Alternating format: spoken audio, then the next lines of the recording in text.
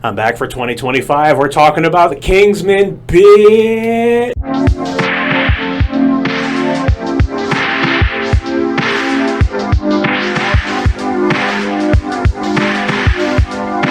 Musical styles are still a very important form of communication for our young people. Hi, I'm Joe Feinstein. Now, I pretty much want to just dive on in, so I'm not going to give much of a preamble outside of reminding you to like and subscribe, as well as reminding you that I do set up timestamps so you can jump around to different points. But overall, just let me gush on this one, because these films made me fall in love with spy movies all over again. Also, to clarify, I'm only going to be doing the first 2 Kingsman films. If there is enough interest, I'll go back and do the 3rd one, but I mostly just wanted to talk about these 2. This franchise was helmed by Matthew Vaughn, who also handled Kick-Ass as well as wrote the best X-Men film to date, Days of Future Past. He co-wrote it with Mark Millar, who's done both Marvel and DC work, and Jane Goldman, who, on top of also helping write Days of Future Past, is the producer for Big Fat Quiz, which just happens to be my favorite show from the UK. Why would you take the tank out? Because I wanted to put a big beanbag. Rather than a water tank? Yeah. The cast is fucking wild. The main character, Eggsy, is played by Taron Egerton, in arguably his breakout role.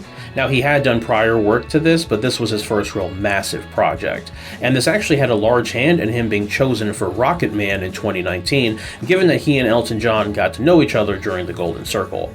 Our 2 main supporting characters are Harry, played by Colin Firth, and Merlin, played by Mark Strong. Strong you'll recognize from any of Matthew Vaughn's other work since they love to work together. But you'll also recognize him if you've seen Green Lantern or 1917. Firth has a large resume of roles, but if you're a longtime subscriber, you know which film of his is my favorite.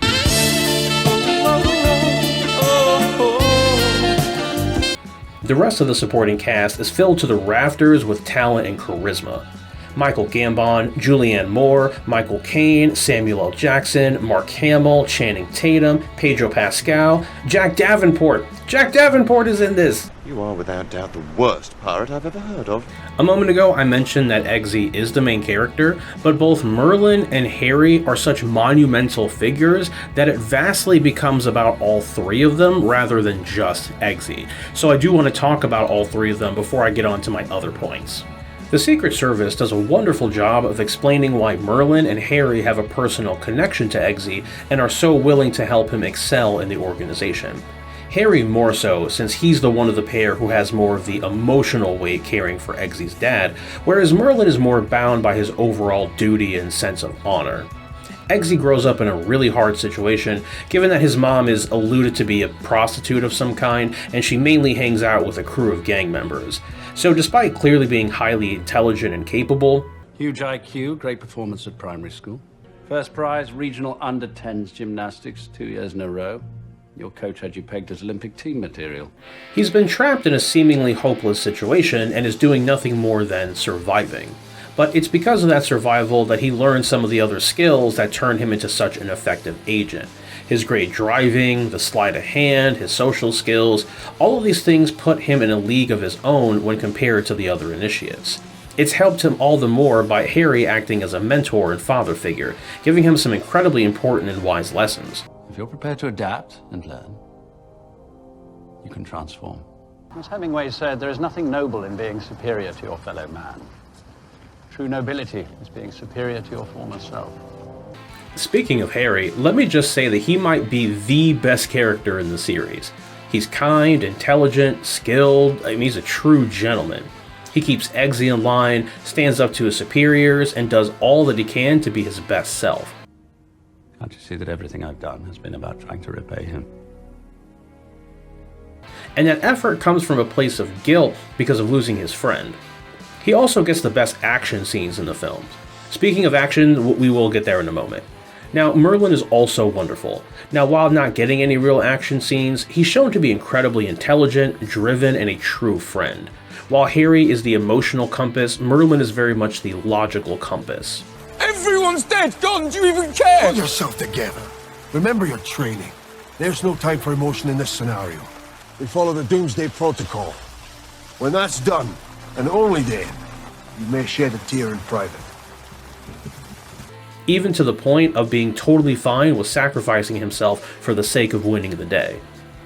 Had this film had mediocre side characters and villains, I probably would have forgiven it because of how much I love the core trio. Fortunately, that's not a concern here, because the side characters and villains are almost equally as wonderful as the core characters we get themselves.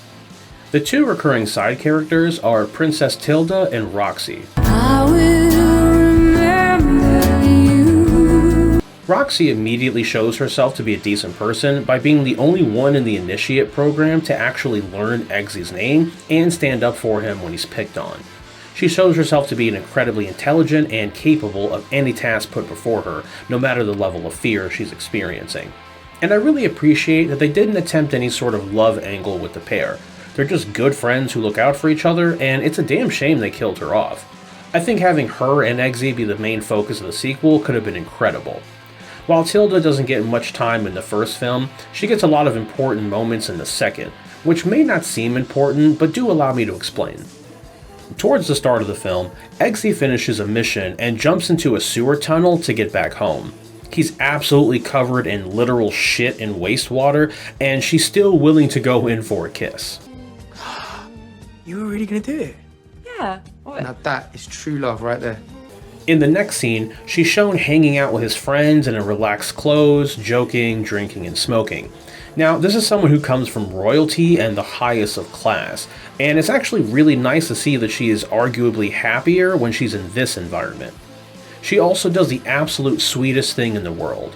Now, Eggsy loses his dog at the start of the film when all the bombings are happening, but before he sets off for his main mission in this film, she reveals that she got him a new puppy. Oh my god, marry her right now. And later in the film, Eggsy calls her and asks her permission to sleep with a target for the sake of a mission. And despite the fact that she's devastated, she actually does give the okay. And even knowing the nature of his work, she wants nothing more than to just get married and be with him. It's an incredibly sweet take on a spy relationship that we don't often see. Now the villains, we gotta gush about these folks, because they're unhinged and I absolutely love them. Let's start with Valentine. Now, the whole humans are a disease of our planet isn't exactly new, but the level of enthusiasm he has about his plan and how oddly charming he is really just kind of brings it all together. It's hilarious that despite his ambition and goals, he himself cannot stand to see violence that involves literally any level of blood. I mean, literally. I see one drop of blood, that is me done. So of course, if you're a villain like that, you're going to need a second in command who is willing to do that stuff for you. And if you're going to get someone like that, it may as well be someone who's got blades for feet and can move fast enough to dodge bullets. And I know you see her right here though. She's so bad. My god. Giselle could be sprinting towards me, ready to cut my dick off, and I would be like, yes, please. Yeah, that brother's starving. Yes, sir, brother. Speaking of unhinged women, let's talk about the Golden Circle's villain, Poppy. And let me get the joke out of the way now. And I know you see her right here though. She's so bad.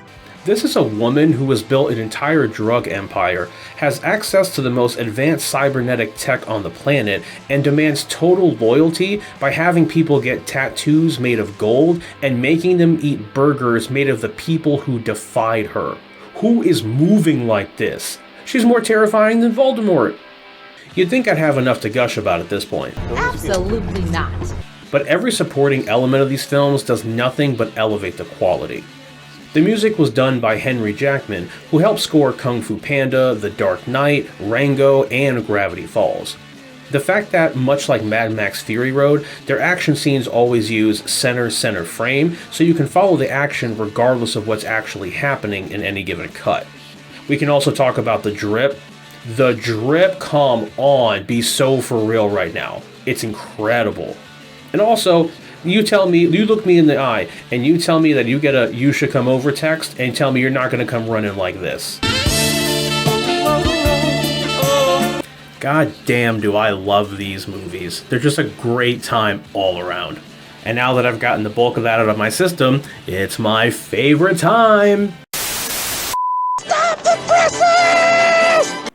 This series had Colin Firth, who was also in 1917 with Mark Strong, who was in Green Lantern with Angela Bassett, who was in Black Panther with Forrest Whitaker, who was in Andor with Stellan Skarsgård, who was in Dune with Zendaya, who was a part of the Disney cast for the Muppets 2011 Christmas Day Parade. Seems like the longer the segment goes on, the deeper I'm going to have to dig to complete it. But that only speaks to my unbridled power. If you made it to the end, really appreciate you, as always. I've got some other stuff coming in the works. It was nice to take a break for the holiday, but going to be back at it. I'm actually thinking about picking up a second editor so I can get even more content put out this year, but we'll see how that goes. In the meantime, I'm always curious. What do you think?